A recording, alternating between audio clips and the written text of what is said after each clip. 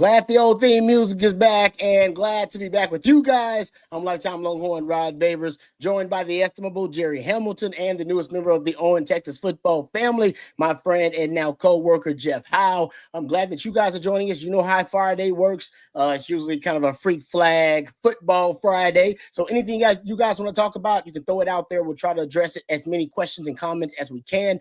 Super chats jump to the front of the line. You can interrupt the show at any time. We'll talk a lot of combine, of course. Longhorns who are representing at the combine, 14 of them. Some of them have already performed, if you will, at the combine, and then we await the performances of other guys. So we'll talk about that. Of course, there'll be a big topic of conversation on the show. We'll also get into any other conversations you guys want to talk about. I got a couple of other topics I want to bring up with the guys that are kind of Texas football related things about the upcoming season and the current team on the 40 acres. But anytime we get into this, anytime we get into a live stream, it's all about what you guys want to talk about. So please, questions, comments, throw them out there and we'll try to address them. All right, guys, what has been your so far favorite thing that you have observed that is Longhorn related from the NFL Combine that is kind of for you that has been very, very either interesting or you think can be something that we can pull that will end up being a headline from this Combine for Longhorn fans? Well, I think the headline, if it happens, will be Isaiah Bond, Jaden Blue, both. Oh, it's Isaiah Bond first saying, I think I'm gonna run 4.20, maybe even 4.19. Okay, I heard that. I saw that. And then Barryn, I'm sorry, not Barryn. Jaden Blue thinks he can challenge the 4.21 as well. So, yes. I mean, Isaiah Bond pretty much called his shot. Like, I'm going to run 4.20, and I may even run 4.19 or 4.18. That's a big statement to make. And if you back it up, then you're going to get a lot of social media play. I mean, out of that. So that would be the one for me. I got to pick one.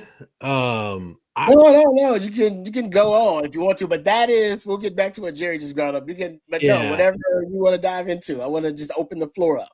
I think the Quinn Ewers stuff is fascinating because now that he said it today. He said, hey, they said it was a sprain in the with the injury that he had. It didn't feel like a sprain with the abdominal injury. Just now trying to get an idea of, Jerry, we talked about on Coffee and Football this morning, how much of you look at the questionable tape this year, how much of it do you chalk up to injury? How much of it is, okay, maybe there's a problem here that we need to work out? How much of it is, maybe the injuries have led to some mechanical issues that still need to be ironed out? It's a fascinating eval, to say the least. And there's a lot teams are going to have to sort through. There's probably some questions Quinn's going to have to answer specifically about that Georgia game. But I think one thing above all else, and I've said this about Quinn from the start, you can't question his toughness. Can't question how much he loved the University of Texas. Rod, you told me this many years ago, and I firmly believe it. There's a difference between guys who want to play for Texas. Yeah. There's between guys who want to play at Texas. Quinn Ewers played for Texas. He didn't play at Texas. He played for Texas. So I appreciate Quinn Ewers a little bit more than I already did, and I did quite a bit. But Jerry, we did mention on Coffee and Football, it's going to be a fly on the wall for a team that's really thinking about really hard about drafting him, what those discussions are going to be like. No, that's interesting. You brought up the Quinn. CJ Vogel's doing a great job, by the way. So anybody who's not following him, you're doing yourself a disservice. So go check him out. He's there with boots on the ground there at the NFL Combine at CJ Vogel _OTF. And I seen him tweet out the video of Quinn Ewers, and he was asked about did he consider transferring with all the rumors that he could have transferred, and he said he didn't consider it at all. That basically. He wanted his Longhorn legacy mattered to him. That was my take too. I was like, no, it matters, man. He understands the power of being seen and viewed as being a Longhorn and your legacy throughout your career. Not a mercenary, not a guy who, went to different spots. I think that mattered to him. And he turns out it was one of the reasons, I'm sure, that he decided, no, I'm going to the NFL. I'm not going to transfer to another university. So, the Quinn Ewers thing, to me, it's really interesting. I'm with you. I don't know how much he can improve his draft stock at this point because it's too many inconsistencies in the resume, in my opinion. Yeah. And then you have the injury issues that have also crept up. But there's no doubt, I mean, that Quinn Ewers upside in terms of, and you can make the argument that when Quinn Ewers is, I guess, healthy, because he also said he was only healthy for 2 or 3 games this year. He admitted that to CK. His film and the tape looks as good potentially as any quarterback in the draft. Like, it looks really good. Like that Michigan game, he looked fantastic. But then except you have the lows as well on his resume in the same season, by the way. And I think that's the concern. It's like, I don't know which Quinn I'm gonna get. And that, I think, will end up keeping his draft stock kind of where it is right now, which is, some people said, late 2nd to 3rd round. Yeah, somewhere around there. Okay. Now, who do we think is faster? Because I get back to Jerry's question. Who is faster, Blue or Bond? Who's faster then? Straight up. I think Bond, based on all things track times in his history. Could Jayden Blue be 0.01 ahead of him after 10? Potentially. But if you trust track times, historically for those guys, Isaiah Bond should run a faster time. My only question, Jerry, is his ankle, is the ankle all the way good? Like, is he 100% back? Yeah. He's 100% back. There's no question. I think Isaiah Bond is faster. I just wonder, is that ankle, is it good, or does he tweak it? All things equal, I think Isaiah Bond, but I don't know that all things are equal at this point. How often do guys call their shots in the 40-yard dash? Is that a thing now? I don't remember this being much of a thing. And now you got 2 guys from the same program going into the combine calling their shots. We've been covering the combine a long time. That don't happen a lot. Is it just the Xavier Worthy effect that they both know X-Man and X-Man pumping them up? Is he sending them texts like, hey, man, break my record? Probably. Be like, what? Why are we getting the guys calling their shots from Texas? You know what? Knowing Xavier Worthy, probably sent him the video of his 4.21, said, good luck on y'all's 4.28 this week. I mean, hope y'all join the 4.2 club this week or something like that. Hey, by the way, people brought up something that Matt's going to bring up while we're talking. Burn Orange Horn and somebody else brought it up. The picture of Chris Sims today at the combine with the Texas guys. Pretty cool to see, Rod. It is great. I saw several of those. I'm hanging out. Yeah. No, man. I don't know why there is this misconception or misperception that Sims is not proud of his Longhorn affiliation. He's extremely proud of it. Now, the reason that he hasn't come back a lot or at all really to celebrate that, I think that's got a lot to do with kind of his own trauma from his experience here as a Longhorn fan. And that's, like I said, I'm not saying that that's for Longhorn fans. I'm not blaming anybody for that. But I was there to witness it, and it was tough. I mean, it was tough for him. And he came to Texas because he loved the University of Texas. He literally said, that University of Tennessee is where he committed to initially. I remember Coach Brew, and we had Coach Brew on here, and he go back to the interview, and he admitted, he said, he told me at the time, he was like, don't worry, he's going to be a Longhorn. And I was like, what? Is he committed to Tennessee? He's like, no, man, he's going to be a Longhorn. He loves Texas that much, and essentially chose Texas over what was probably a lot of pressure from his parents to choose Tennessee. I thought about that since Brew told that story.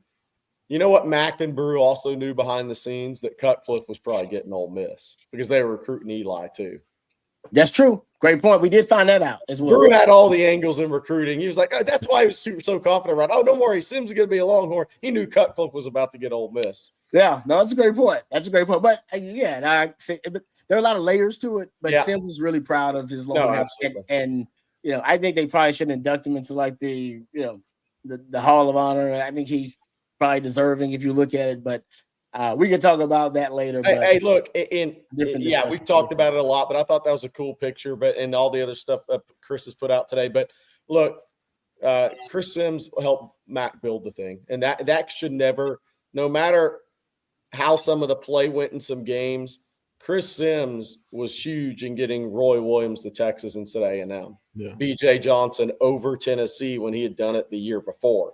and all those guys he helped recruit. Sometimes that stuff is forgotten. That guy was part of Texas winning a national championship, even though he wasn't on one of the team that won the national championship. He helped the recruiting piece of that big time. Yeah. No question. You don't get those 3 receivers without Chris Sims. You get Cedric Benson in the following class. So basically you built the foundation of that offensive revolution we saw at Texas in the early 2000s. Hey, Matthew, can you put that picture back up real quick? I just have one question on that. What is Mike Florio doing looking like a dweeb in that picture? He's okay. I can tell you why Mike Florio is, because Mike Florio, Pro Football Talk, for you don't know, that's the guy that built Pro Football Talk. He is just trying to represent like the other side. I can guarantee you. So everybody that's a Longhorn hater, they think it's cool. And there's a lot of Longhorn haters out there, guys. I mean, I didn't see the F.U. Florio in Chris's tweet, so there you go. Yeah, F.U. Florio. Rod, I've been on this point for years now.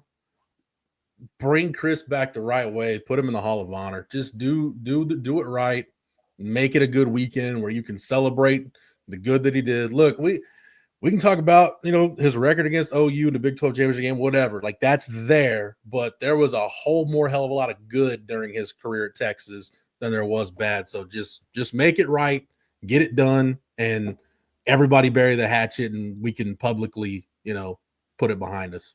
Yeah. No, I'm with you on that. I agree. Probably should happen. He's definitely underappreciated. So is Quinn. I'm not saying that they're similar, but in terms of underappreciation by Longhorn fans, I think they definitely have that in common. All right, we'll get to a couple of questions and we'll get back to some of the combine conversations. I want to talk about Barryn Sorrell, who I think had a really impressive day overall. And we'll get to that. But first, a couple of questions here. How about this one from Shivham? He says, Jerry, do you still think Alfred Collins will be drafted early second round? That's a good question. He moved really well in the drills, right? Right. Yeah. 8-foot broad jump, underwhelming. 8-foot broad jump's an underwhelming mark. I don't care. I mean, that's like that. So a couple of testing marks weren't good. He'll have a chance at pro day to improve on those. He didn't run yesterday, obviously. I think he's got a good chance to go in the second round. What will happen, we'll see. But I think he's got a chance for sure, because I think his senior tape, considering who he played against, is going to carry a lot of weight. There's a little bit, not 100%. There's a little bit of Henry Melton and Alfred Collins, just in terms of, I think you wonder, all right, why did it take this guy so long? Oh yeah, to unlock what everybody knew all along was there. Now I say that because Henry had the position change and everything else, but I think there's a little bit of that with Alfred. The other thing too, Rod, we talk about this every year with the draft. We've talked about it being a deep draft for defensive linemen. When does that run start, and where does Alfred Collins fall in that run? So that's you get into guys that you feel like are day 2 guys. To me, you're talking all about position runs. It comes to a deal like with Quinn and quarterbacks. If Quinn is QB3, is a team sitting there in the second round saying, hey, we'd like to get him in the third, but now we're hearing from teams he may not be there when we draft in the third. So if we can't finagle a trade and we want to come out of here with a quarterback, we got to take him now. So that's the kind of stuff you got to think about that we really don't before the draft. But again, with Alfred Collins, it's all about when does the run on defensive linemen start, and where do these teams have him in that pecking order? Yeah, I mean, I think it was Todd McShay that said it's the deepest interior defensive line draft since 1992, and he said there were 31 were drafted in that year, 31. And like I said, you pointed out, Jeff, there's not a lot of necessarily elite guys coming out in that group, but it was just a really deep draft at the meat of it. And I don't know where Alfred Collins falls, and that will be determined as how he tests, because he's got some freaky measurables physically in terms of his profile, but how does he test out? Because the film, I think this year's film looks good. It's some good film for him. Yeah, so that'll be interesting to see because it's just a really deep D-line draft. Unfortunately for him, he came out in one of those years. Let's thank our friends over at Flat Creek Estate Winery before we move on. Flat Creek Estate Winery, folks, just minutes from downtown Austin, and they've won award after award for their vintage wine, Super Texan, now available at your local Specs, so you can give it a try there. Also, they have a display at your local Central Market. Actually, I saw that myself, and I'm glad the good word is getting out about our friends over at Flat Creek Estate Winery. Also, Flat Creek Estate Winery not only producing some of the best premium wines on the market, but also a gorgeous venue as well with barbecues and wine tastings every single weekend. It's perfect for a day date with your significant other, or maybe just a weekend getaway with your significant other. As a matter of fact, we had a member of the Owen Texas football family tell us they got engaged over at Flat Creek Estate Winery. So not only can you get engaged there, but you can celebrate milestones, anniversaries, great occasions. It's a great venue for any and every occasion. So check out flatcreekestate.com. That's Flat Creek Estate Winery. We really appreciate them for being a part of the Owen Texas football family and sponsoring our Friday live stream. All right, getting back to the conversation, since we were just talking about the D line, just the defensive linemen overall who are representing Texas at the combine. Barryn Sorrell, guys, I thought made himself a little bit of money. I think Barryn Sorrell definitely increased his draft stock. I think he showed great change of direction and kind of strength and overall speed. He had a 4.68 40, which was that's impressive for a guy's size. I think that was 8th among his defensive ends. His 3-cone drill ended up being second fastest. That was good among the defense. Great change of direction for a guy, Jerry. Amazing. Yeah, that's what we mentioned this morning. Jeff and I were talking about it, Rod. You hit the nail on the head. 7.08 L cone. That's a moneymaker for him because that is the ultimate change of direction drill. Yeah, and he had the second fastest time. I thought that was great for Barryn Sorrell. Third best 20-yard shuttle. Yeah, among the defensive ends. So that's an elite trait for him, right? Yes. What they're trying to identify. We talk about this all the time, Jeff. They're trying to identify. That's what all these specific drills are about. Identifying specific athletic traits in guys and seeing if something stands out in their profile. For Barryn Sorrell, there, no doubt, you look and you go, man, for a guy that size, he changed damn near 260 pounds. And that's, to me, I know a lot of folks who actually prefer, and I was talking to Jeremy Hills about this, who trains a lot of NFL players and does a great job at the collective. And he was saying, actually, he believes 3-cone drill is probably a better, right? In terms, it's a better measurement to predict, or a better predictor of NFL success at certain positions than a 40-yard dash is. And I mean, we've always said Barryn Sorrell looks like an NFL player to me. And look, we've talked about, just think about the conversation we just had about Quinn and injuries and inconsistency, and Alfred Collins, inconsistency. Why did it take him till it was their last year, your win or go home year, to put together the type of season and tape it's always kind of been expected with your talent level. It's the opposite with Barryn Sorrell. Mm-hmm. I mean, Barryn Sorrell's the model of consistency and the model of maximizing your talent and the model of off the field is going to be just as good as on the field. The interview process, all the background checks on him. He was once committed to Northwestern, then flips to Texas, right? I mean, Barry Sorrell's on there all the time. I mean, his parents should be unbelievably happy with their kid from a football and academic standpoint, because I think he squeezed every ounce out of the orange, man. And now he's in a position to see the rewards of that work. I thought he had a good day yesterday as well. I remember I go back to Sark's first year, and when the defense was not very good, but I remember the second half of that game against K-State, the last game of the season, and we started seeing Barryn Sorrell played a lot more in that second half, Byron Murphy, Jaylan Ford, Jadae Barron. All 4 of those guys, you're watching them, you're like, hey, there hadn't been much good about this defense, but those guys look a lot better now at the end of the season than they did at the start. And I think all 4 of those guys, incrementally, they just got better and better, whether it was from a fall to a spring to a summer to fall, season to season, whatever. Barryn Sorrell is one of those guys that just got better every time you watch him, Jerry. That's exactly what you're talking about, just getting the most out of what he had. I go back to that Sark's first year in that 2021 recruiting class, and there's a couple of those guys in this draft with Sorrell. Gunnar Helm is one of those guys that just you wondered, are they going to get passed up when the new coach, when Sark gets his classes in, like where are they going to fall? No, they ended up being guys that really took to the program, got the most out of what they had, and now they're NFL prospects. That's what you like to see. Those are the guys that you don't think about on signing day when a class comes together, like your valued 3-star guys. You don't think about guys like that, but you look up when you have a championship season, you're like, man, the bottom half of that class really panned out, and that's what the deal was with that 21 class.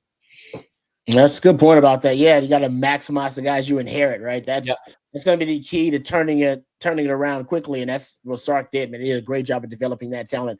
Something else that I wanted to ask you guys about, I thought was interesting, because some of the play and Jaylan Barron and Andrew Makuba, DBs, they're going to be performing. And Jaylan Barron said he's testing, right? He's doing everything. Oh yeah, he's doing everything.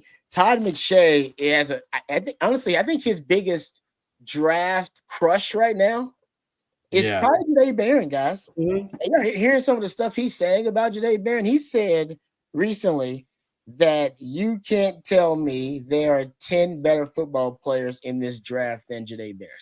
High praise in this draft for anybody that covers the draft. He said, by the way, at the beginning of it, Jerry said, I don't care what he runs. Yeah. I don't care what he runs.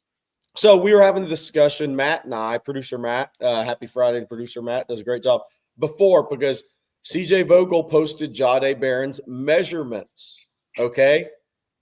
29 and 5/8 inch arms, 73.5 wingspan, not upper echelon, right? Mm-hmm.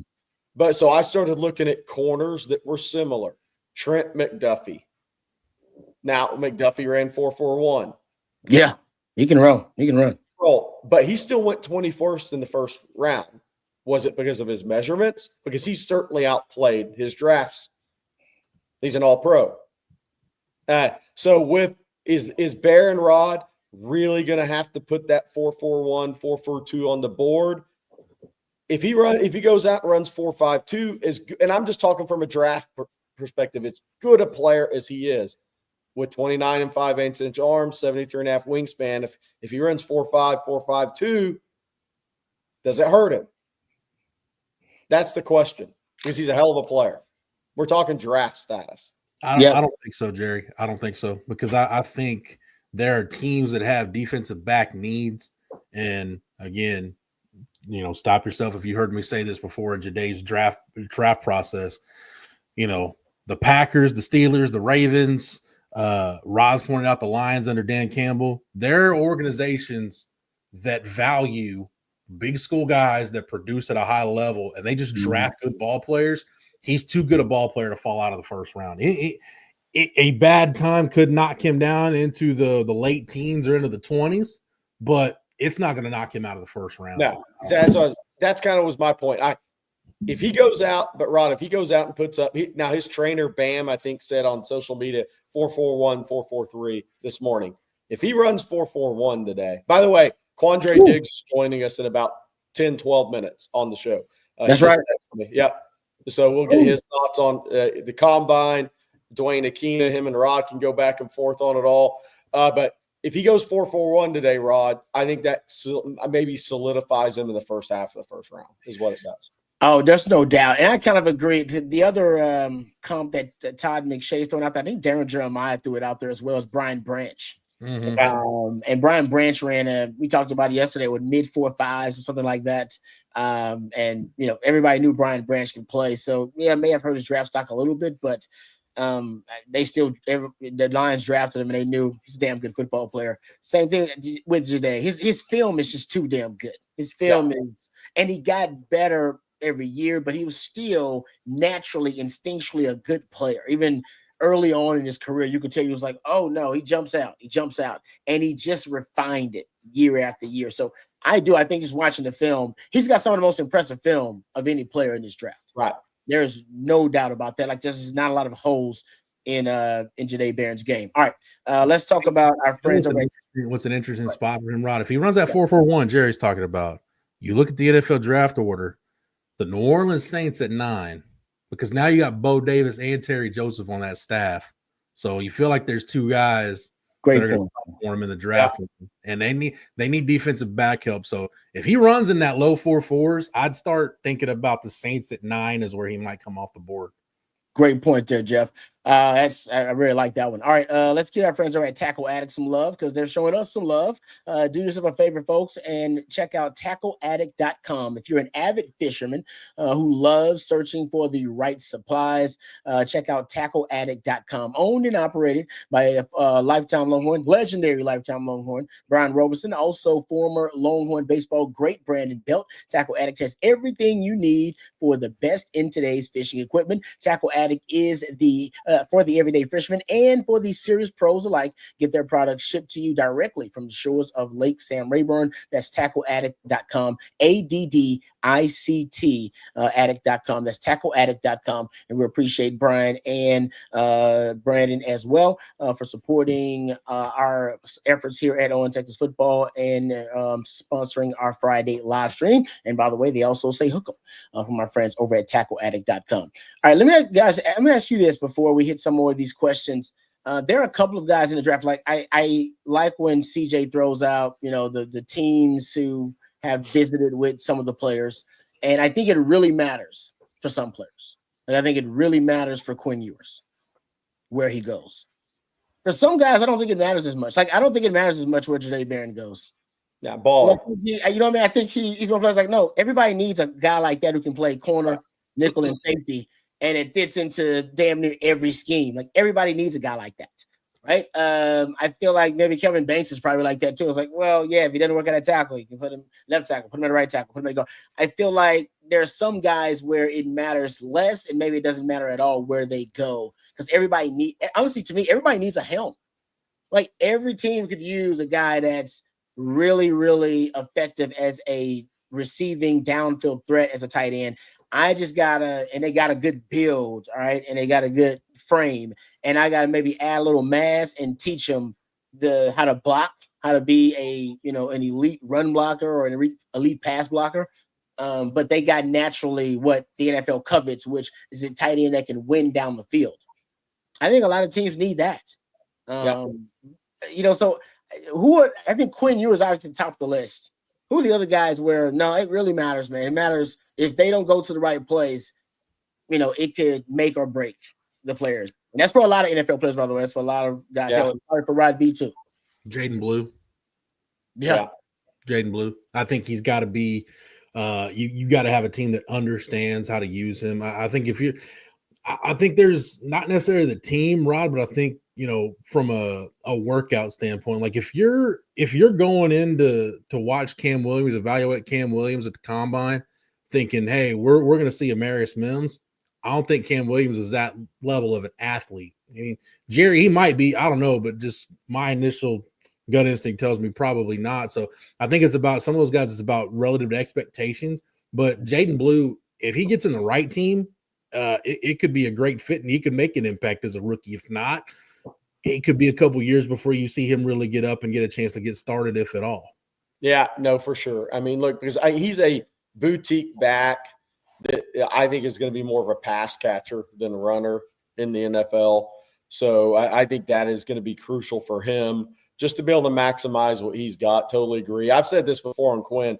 The best situation for Quinn is to go somewhere he can sit for 2 years, get healthy, really get fully healthy, continue to develop his body, build up of the good, and let him be developed for a couple of years, build up the body, get completely healthy, stay healthy for an extended period of time, Rod, to where when his numbers eventually called, he is ready fully, has a couple of years in the system, builds the body up, it gets healthy, feels what it's like to be healthy over an extended period of time and see where he can go.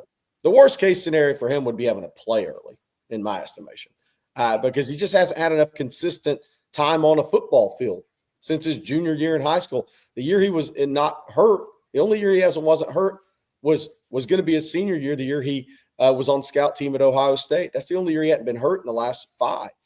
So wherever he can get time to see where he can go, but not have to get on the field early on, I think is going to be hugely beneficial for him. Yep. You see him right there. Thank you, Matthew. That's why he's the best in the business. Jacksonville, Las Vegas, New Orleans, the Jets, the Pittsburgh Steelers, Tennessee, all teams, among others, who have visited with Quinn Ewers. Yeah, I'm with you, Jerry. I agree with you 100%. If that's ideal, he just kind of sits, develops, and then gets a shot. That's a tough, it's tough to find that situation. Right. Because if you're behind a franchise quarterback, you're just behind a franchise quarterback until that situation resolves itself, or then you're relegated to just being a backup developmental guy. And if you go to a place where they have a bridge quarterback or a quarterback who is just not a franchise quarterback but just a starter, it's a capable starter, then they're probably gonna give you a shot sooner rather than later. If they draft you in the first 3 rounds. So yeah, that him finding that perfect spot, or landing, I should say, that perfect spot, I think that is going to be key for him reaching his ceiling as a player. All right, I agree with you too about Jayden Blue. Jayden Blue's teams that he's met with: Buffalo Bills, according to CJ Vogel, Buffalo Bills, Green Bay Packers, Houston Texans, Philadelphia Eagles, Pittsburgh Steelers, and Tennessee Titans. If he could go to any of those spots, which one would be the most ideal? We're talking about Blue? Yeah, his teams that he's visited with apparently at the combine, or at least reported by my man CJ: Bills, Packers, Texans, Eagles, Steelers, Titans. I with the Texas guys on offense, Rod, we've talked about this. The Packers, I think, because I think there's a lot of crossover with what Matt LaFleur does and what Sark does. So that's always an intriguing option. I've even thought about that as an option for Quinn. I mean, the Packers are one of those franchises, they love taking, no matter who the head coach has been, they like taking quarterbacks. And Jordan Love's one of those guys that, is he going to make it through a full season healthy? So you do probably need to invest in your backup quarterback. That's an interesting one for Blue. Yeah, that's really the only one to me, Rod, that stood out when I looked at Blue's list was the Packers. Maybe the Eagles, but yeah, really the Packers for me. All right, good stuff, guys. Let's get to some questions, and then we'll get to our special guest who's going to be joining us momentarily. A question here from David Keith Williams. Jerry, for you: would the perfect 2026 Texas offensive line class include Samuel Roseboro at guard or tackle? Also, is it reasonable to think that Texas could get both John Turntine and Felix Ojo? Well, I think Roseboro is a tackle, first of all, and he's a tackle. I think the interesting thing there is kind of the way they line up. Can Texas get both Turntine and Ojo? I'll believe it when I see it. I'll be surprised. Somebody also asked about Cody Green. Cody Green plays right tackle for Mater Dei.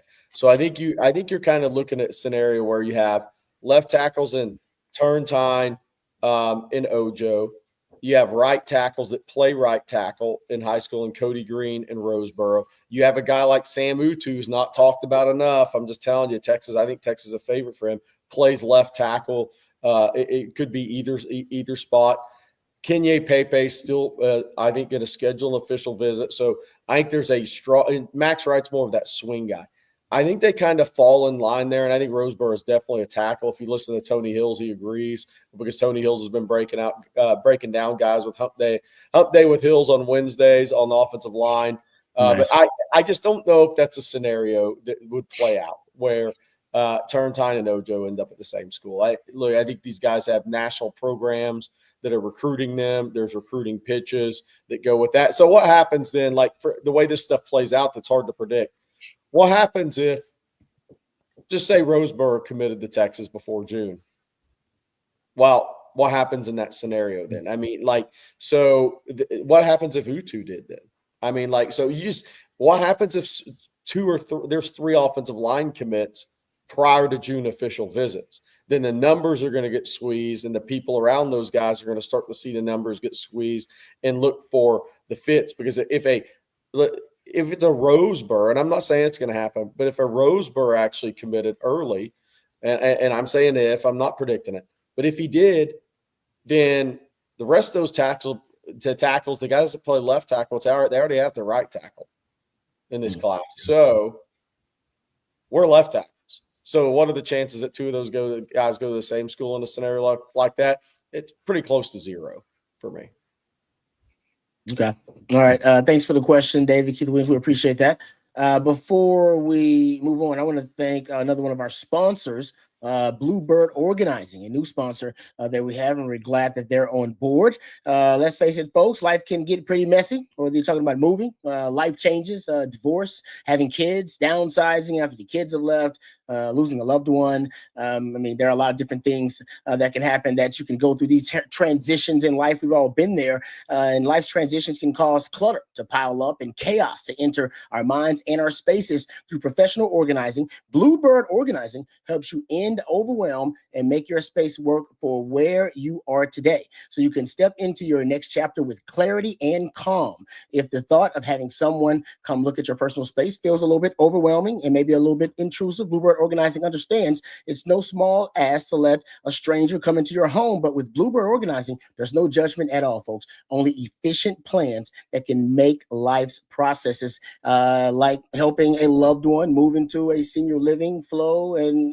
ease. And you do that really easy and make that transition easy.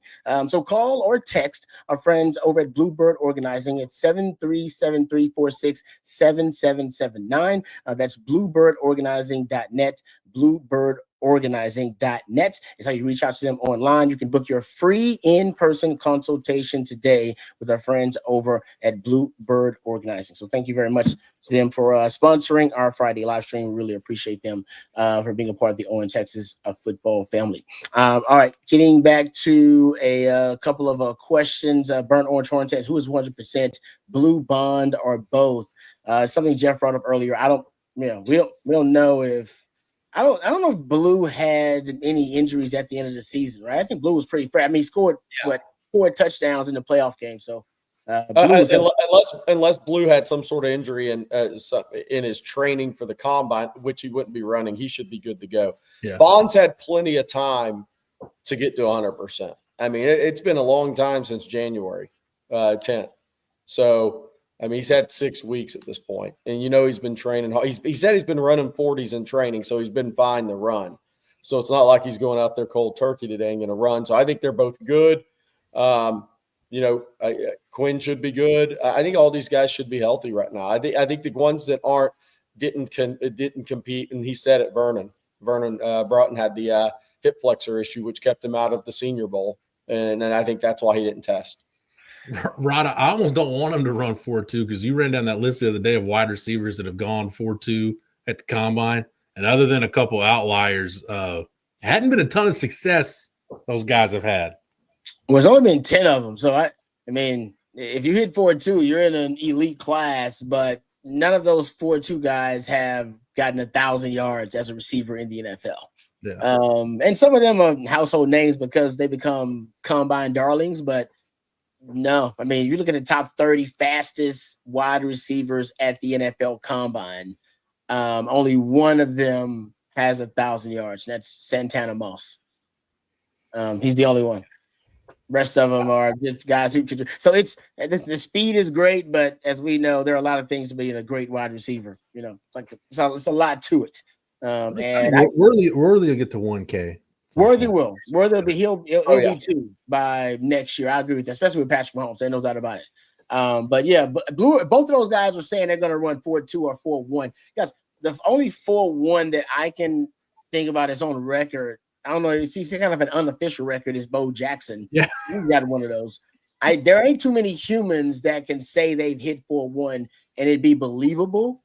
There have been some tracks. I mean, I think Usain Bolt has done it. I mean, it ain't a lot of humans that are capable of that. So for them to both say that, I wonder what they're running in their practice times to even entertain 4.1. Just hey, let's ask somebody if they ever played against somebody that ran a 4.1. I think Quandre, you ever seen a 4.1 before, man? Does 4.1 exist? Hey, I saw that today, man. I was having a conversation with the fastest man at the combine that got the record. He don't see that happening either. I think some of that, you get a little hyped around a crowd, a bunch of people, and you do that. You say, stuff that really could bite you in the butt. But hey, if those guys do it, hats off to them. But I know the fastest man in NFL history. He said he don't see it being broken. Yeah, I like that. No doubt, he's gonna live up. He gonna keep his crown. Hey, Quandre, man. Thanks for joining us first and foremost. I gotta ask you about Jade because we were trying to find a comp for Jade, and your name actually came up because of your versatility. And I, let the guys know, man, he's one of the only guys I can remember playing every position in the sec. Played corner, played nickel, and played safety in the league. Man, that's not something a lot of people can do. And Jade said that's something that he wants to do. How tough was that? And what are your thoughts about Jade? And where do you think he fits in the league? I mean, I think if it's a guy that can do it, can y'all hear me? Yeah, we got you. Okay, yeah, I say if it's a guy that could do it, obviously besides Travis Hunter, he's a unicorn.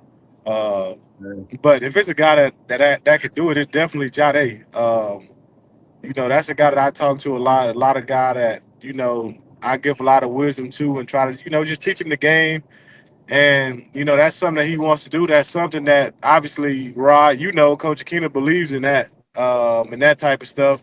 And I don't see why he couldn't do it. You know what I mean? I think he's played nickel in college at a high level. He's played corner in college at a high level, and he's always been versatile. Where he's practiced some safety stuff when they needed him to do that. So I don't see why he couldn't do it. He's smart enough. He's tough enough. He's physical enough, and he's smart enough to do it. So why wouldn't he be able to do it? And what would be the toughest part of that, Quandre? Is it the mental aspect that's the toughest part of having to do that? If he does that in the NFL over his career, is it the mental part that's the toughest? I think it's just the communication. Rock could attest to this also. At corner, you waiting for the calls. You waiting for guys to give you the calls, and at safety, you want a guy making those calls. You know what I mean? And at nickel, it's a little bit of both. You're waiting for calls, but you're also making them. So I think it's just a communication aspect, and that's kind of what was my biggest thing when I moved to safety, was just communicating and giving out communication. But it was also good because I played nickel. And I was giving calls then, and then Glover Quinn just kind of made me emphasize it a little bit more. So I think he can do it. I think he can get away with it, and I think he'll be good at any one. My man CJ Vogel's got a question for you, Quandre. He said, what do you like about Makuba's game?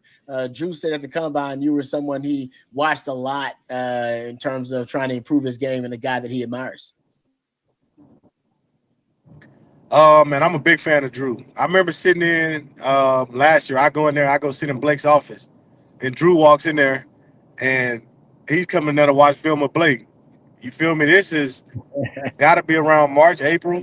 You know what I mean? This is 4 months before the season.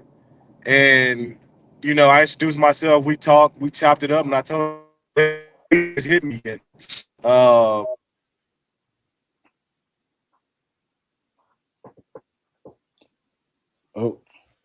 Kind of lost you for a sec there. Yeah. Can y'all hear me? We got you now. Oh. Y'all got me? Yeah, he's cutting in and out. Yeah. Yeah. We'll get him back. We'll get him back, and we're going to ask him about Akina. Yeah. He was having to, I don't know where he's rolling, but he's rolling. So that's how he's devoted. Oh, there you go. He's coming back. Maybe. We want to get a question in about Dwayne if we can. It just goes right when it's getting good. All right, let's see if he's back. It's like a tease, man. Like a tease. Let's see if he's back now. All right. There he is. Hey, before we're having the connection issue, so we want to get your thoughts on Dwayne Akina too. Dwayne coming back to Texas. Obviously, you played for him. You were recruited by him. Kind of how big of a deal that is for Texas to have Dwayne back. I mean, I think it's huge. I think just walking around that building, seeing all the guys that he put in the league, seeing everything DB related. I mean, not everything, but I mean, 80% of it is Coach Akina. You know what I mean? And you go back, you look, and you think about all the players that he's put in the league. He's went to Stanford. He's putting guys been productive at Stanford. They got the corner that was there to Cario Davis, or the guy. He goes, Coach Akina goes there for a year. This guy blows up, and he does amazing things. Like he's about development. He's about relationships, but he's about making you the best player on the field and the best person off the field also. So I think it's just awesome. And he cares about his guys, man. I seen him today. I talked to him today, and he was asking about all the guys. You know what I mean? And that's what's special to him is like the brotherhood.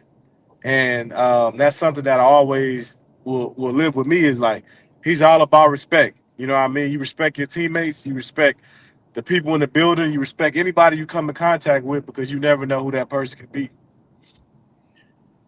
Quandre, real quick, when you played at Texas and throughout your career, I've always respected and appreciated how much you care and how much you cared about Texas.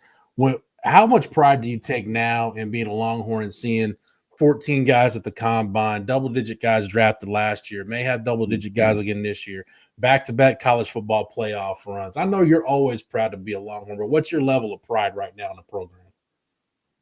Man, it's awesome. It's awesome to see us back succeeding.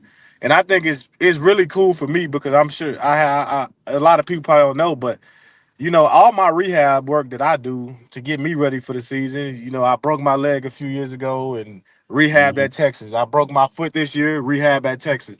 So for me, it's exciting to see these guys that, you know, when I was in their rehab in 2022, these guys was in college.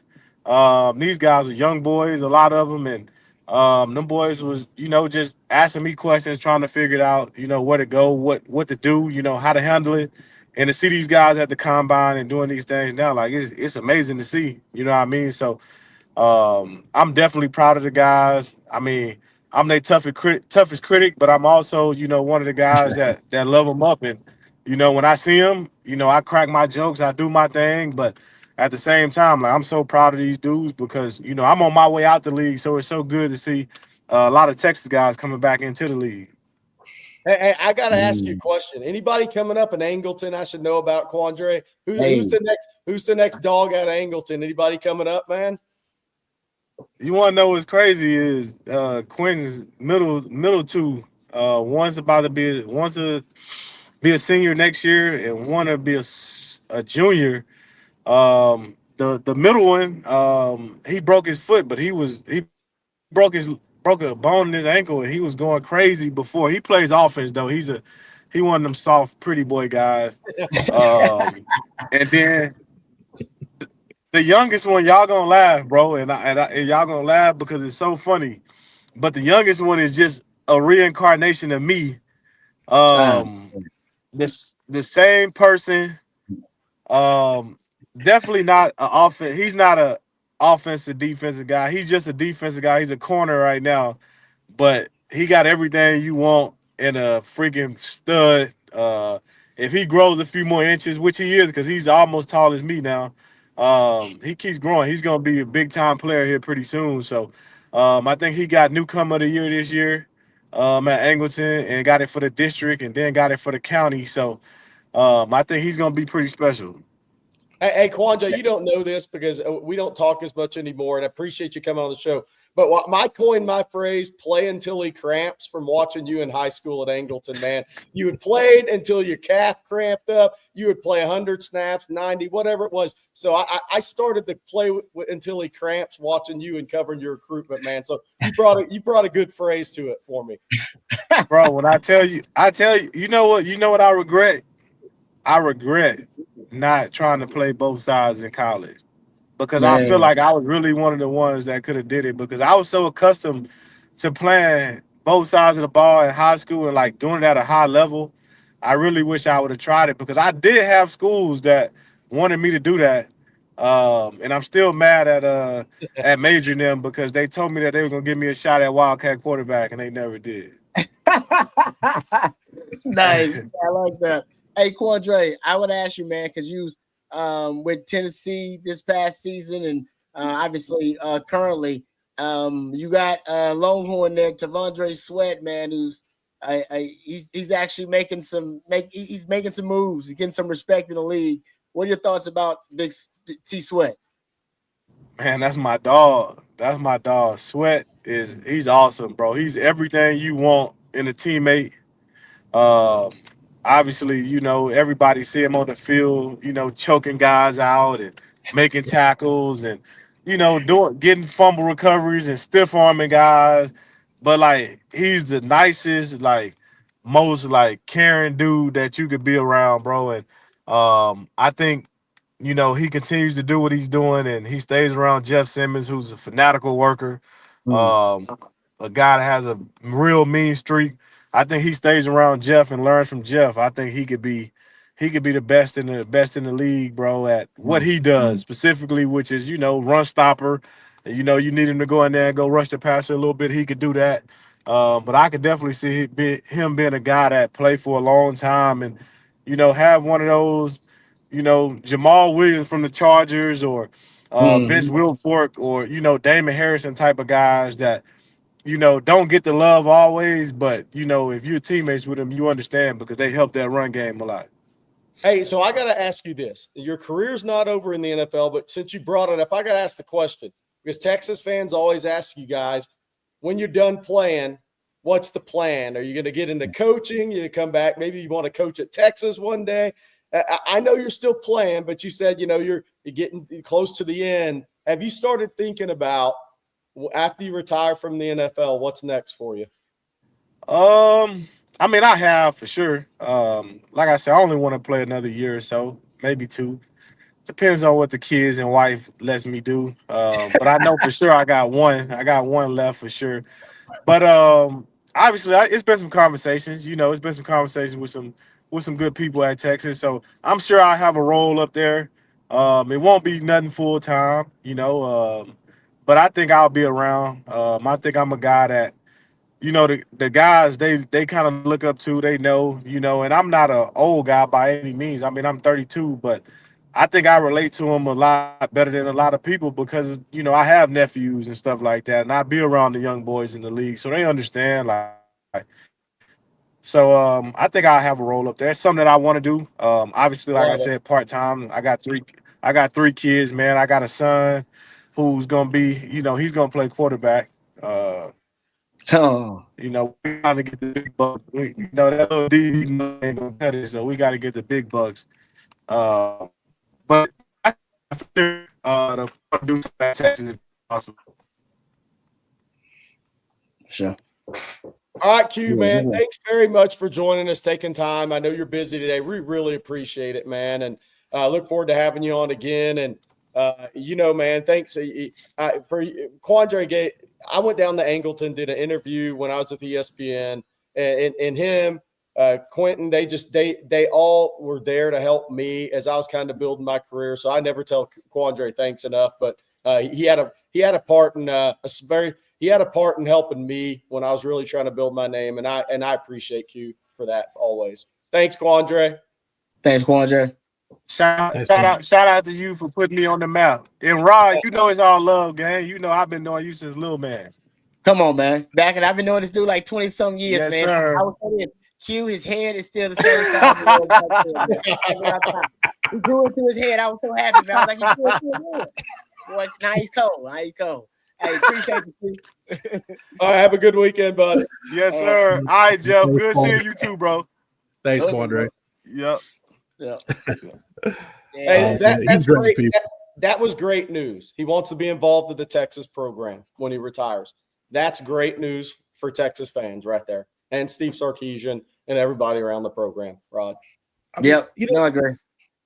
Jerry, we talk about his recruitment a lot. And, we were working together at the time when Quandre, he goes to the junior day and doesn't get the offer. He had every reason in the world to be mad at the staff and go elsewhere. And, from what Coach Vanover told me in Angleton and what Quandre said, the calls flooded in that Monday. Oh, yeah. I realized he didn't get the Texas offer, but he wanted to be at Texas. He's a Longhorn through and through. And I said this about Quinn, and Quandre is another one of those guys.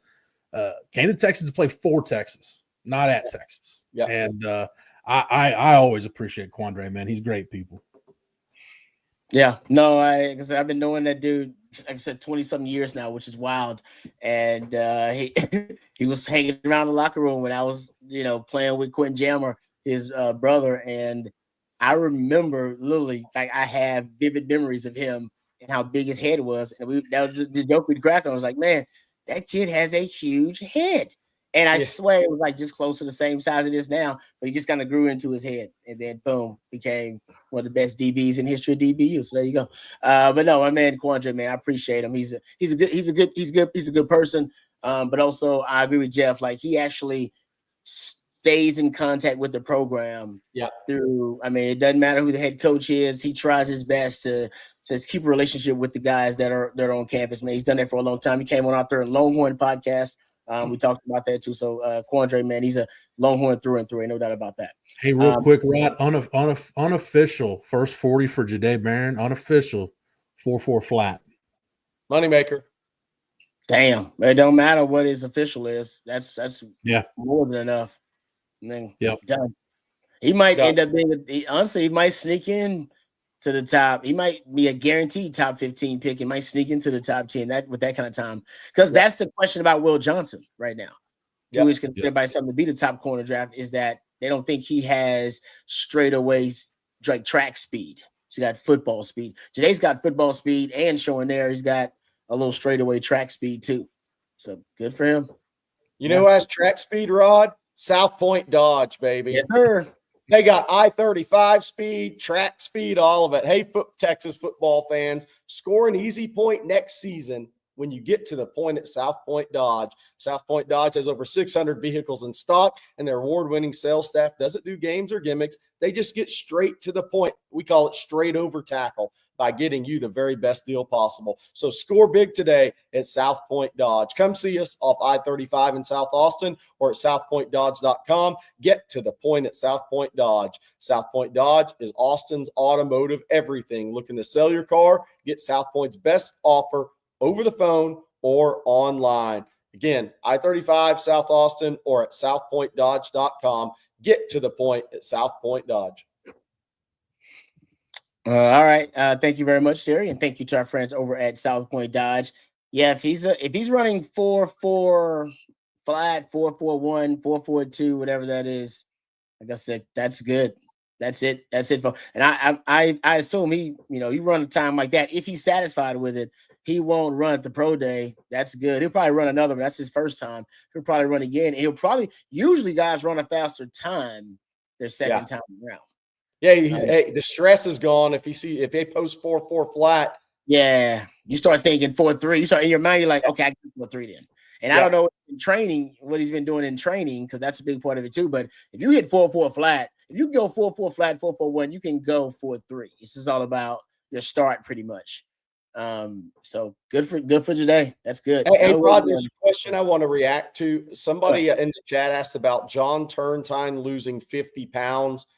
That's inaccurate. I don't know who's saying that. John Turntine, when he was 285-ish, and then when I saw him in August, he had a six-pack, and he was like, I just changed my eating habits. And he played in the 260s last year. Is 268 around there. He's expected to be back into the 290s his senior year. He just wanted to clean up his diet. And once he did that, he just struggled to put on weight during the season. So he's expected to be 285, 290 as a senior. And he's a guy that will end up being a 300-pound guy. He's not going to be 6'3 and a half, 6'3 and 5/8, whatever he is, and 330, 340. That's not his frame, but he'll carry 300 pounds in time. He just really wanted to change his eating habits. He ended up with a six-pack and then couldn't put on weight during the season because he was burning so many calories on the practice field. So he didn't lose 50 pounds. Yeah, I need to get on Turntine's diet too. Yes. I'll find out, AJ, what he's doing, because I need that one too. But yeah, he didn't lose 50 pounds. He'll end up playing around 300 pounds in college. Hell of an athlete, great player. Already being, I predicted this was going to happen. He's already getting knocked down in the rankings because he's 6'3 and a half. People are going to make this mistake. That guy's a great football player, man. Okay. Yeah, don't overthink it is what you're saying. Yep. Don't overthink it. He's a great football player. Watch the film and it'll speak for itself. And if the guys who rank these players, just go back and listen to Hump Day with Hills about 3 weeks ago. Yeah, no, I watched it. I watched film on him because Jerry encouraged me to do so, and I'm with you. I'm like, nah, I'm not overthinking that one. I don't take him. They try to do the same thing with. We just talked to a guy. They wanted to overthink it with Quandre Diggs. Like, no, don't overthink it. You watched it. You like he's just a damn good football player. Where are you gonna play him? I don't know. Just take him. I'm not overthinking it. I want my roster full of damn good football players. I'm gonna take him. We're gonna take that guy. So, yep. Sometimes don't overthink it. It's not worth it in that regard. Okay, one question before I know we get in close to the end of the live stream here. And we got a couple of questions that we'll get into, a couple of topics we'll dive into. But I want to throw this out there because now Jaylan Barron, because we know, I just told you Todd McShay's got a man crush on him. Todd McShay said, you can't tell me there are 10 better football players in this draft than Jaylan Barron. And he said, I don't care what he runs. Well, now he's running like he may be the fastest DB or one of the fastest DBs, period. And I saw Matt Miller say he's top 10 player on his board. He's a top 10 player on his board. Is Jaylan going to go ahead of Kelvin Banks? Is he going to be the first Longhorn drafted? Rod, we're getting to that point that it's going to be a discussion. I feel like we should be talking about it then. Yeah. Yeah. Jeff, you're on mute. I feel like we're there. I feel like we're close. I feel like we're having that discussion now after that 40 time. And Kelvin Banks, the same thing's happening to Kelvin Banks at the NFL level. He's 6'4" and whatever. He's short arms. Arms? Is his arm length a big issue? We're about to find out. Or is it his height? I mean, Kelvin Banks he's a hell of a football player, man. Yeah, he's going to be a really good pro. And if he gets knocked down a few spots because of it, we'll see. But if that's the reason, it goes back, Rod. I mean, I don't know. You were in the league, I think, at the time. But when Derek Johnson came out of the league and went to the NFL draft, people questioned how physical he was. That's crazy. How dumb does that sound? It's pretty dumb. Yes. When Kevin Durant came out, it was, the bench press. He's a true center. Kevin Durant couldn't bench 185 pounds. I remember and that was like articles, Jeff. Jeff, remember when these were articles? I'm like, first of all, he's got like a 90-inch wingspan. And why does it matter? Yeah. He averaged 26-11 and 3 blocks a game as a freshman and won the National Player of the Year. He had 25-point halves at Fog Allen. Why does it matter?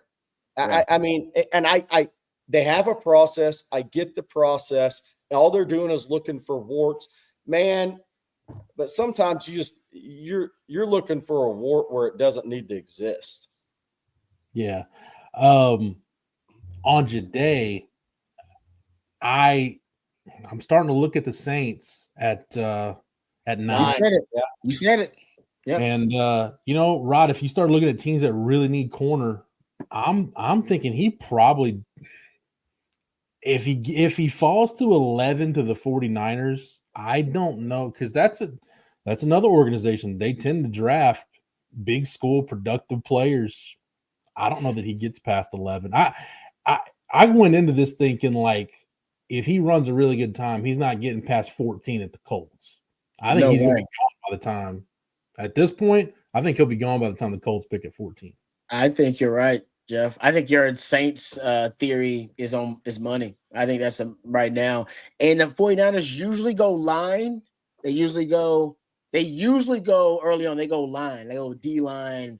And every now and then. But the D-line position is so deep this year. No, you can make the argument you shouldn't go D-line really high. You should just go D-line in the meat when you get the most value, right? Second, third round, you should be drafting D-line. You got a starter capable defensive lineman in the second and third round. You ain't got to pay them as much. And there, maybe you do go with a team like San Fran and goes, no, he's the best football player at this point, man. He's the best football player on the board. Let's just take him. So I think Jaylan Barron just solidified top 15. I think he may be the first Longhorn drafted off the board now.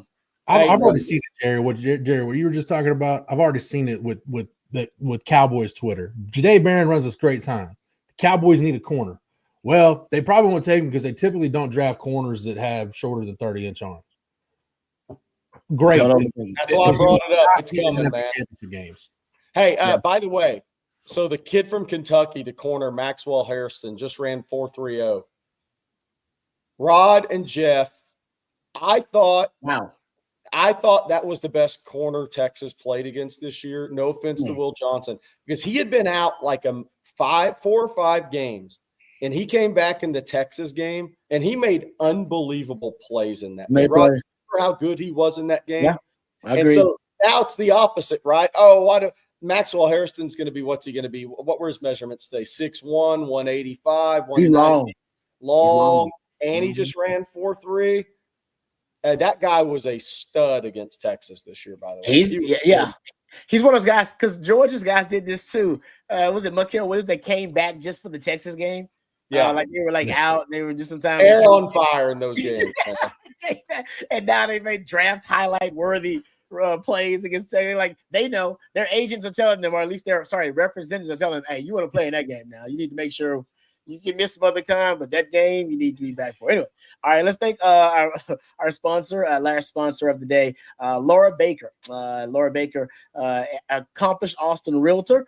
Laura and the Andy Allen team at Keller Williams can handle all of your real estate needs in the Austin area. Laura is not only a diehard Longhorn fan, but a longtime Austin real estate expert. So please give her a shout today, 512-784-0505. You can reach out to her today at laura@andyallenteam.com as well, and then you can have her handle any of your concerns or any questions you may have about any real estate issues in the Austin area. And as a matter of fact, the accomplished Austin realtor Laura Baker is having hosting a open house, or a couple of open houses this weekend. One on Saturday. There'll be one on Saturday. The open house on Saturday, March 1st, from 2 to 4 p.m. It'll be 9601 Leaning Rock Circle. That's where the first open house will be. That'll be on Saturday, March 1st, from 2 to 4 p.m. And then also she'll have another open house she is hosting. Actually, 2 of these on Sunday. There will be another open house March 2nd from 12 to 2 at 7103 Meadowwood Drive. All right, that's 7103. These are some beautiful listings. 7103 Meadowwood Drive. And then there's a third open house she is having this weekend. This one also on Sunday, March 2nd, 3 to 5 p.m., 10205 Milky Way Drive. Also another gorgeous listing there from Laura Baker. So that's Laura Baker and the Andy Allen team at Keller Williams. Really appreciate her for sponsoring our Friday live stream and being a part of the Owen Texas football family on open houses this weekend. So I'll go check that out at Laura. Check out Laura. Give her a call at 512-784-0505 to reach out to Laura Baker and her team. All right. Thank you guys for all of the other questions. Is there anything that we have not gotten into, Jerry, that you wanted to drop? Any of you guys that we did not address today? Anything that you want to bring up before we end the live stream?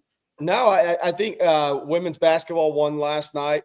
They are the number 2 seed overall in the NCAA's release of top 16. Good news and bad news there. Good news is I think Texas is a win away from locking up a 1 seed. Right now they have, and I think they're underrated now. Get it. UConn is the 7.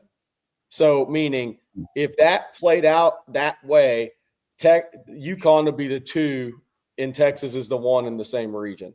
Well, we'll see. I think UConn's ranked right now. In fact, I would have UConn as the last number 1 seed, but call me crazy. I don't know. I guess they're number 1 in NCAA.net. So that obviously Texas men have Georgia tomorrow, and they have to win out to make the tournament.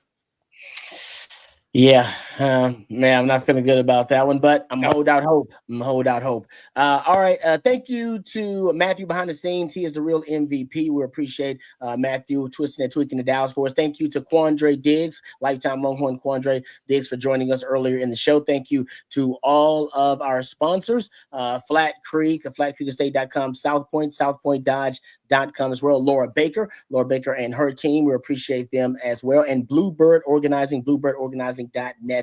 We appreciate all of our sponsors. Also on Tackle Addict as well, tackleaddict.com, for sponsoring our Friday live stream. Thank you guys for all of the questions and your participation. Thank you to Jeff. Thank you as well to my man Jerry for all of his expertise. And thank you to all of you guys for watching and for listening. And if anything breaks, make sure you keep it tuned here to Owen Texas Football's YouTube channel at OwenTexasFootball.com. And until next time, for Matthew, for Jeff, and for Jerry, I'm lifetime Longhorn Rod Babers. Hook 'em horns.